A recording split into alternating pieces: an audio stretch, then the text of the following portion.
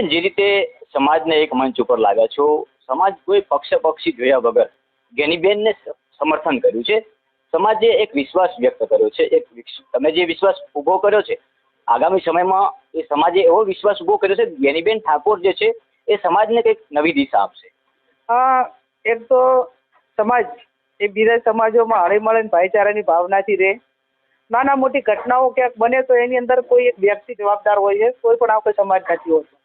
એનો રસ્તો આપણે એ રીતે કાઢીએ કે દોષિત છે એના પૂરતી વાત હોય, બીજાને આપણે કોઈને પરેશાન કરવા, કોઈ ધંધા રોજગાર ઉપર અસર કરવી, વર્ગ વિગ્રહ ઉભા કરવા, એ આપણું કામ નથી. શાંતિમય ભાઈચારાની ભાવના, રામ રાજ્ય આવે, અને એવું મેં મારા 28 વર્ષના જાહેર જીવનમાં કર્યું છે.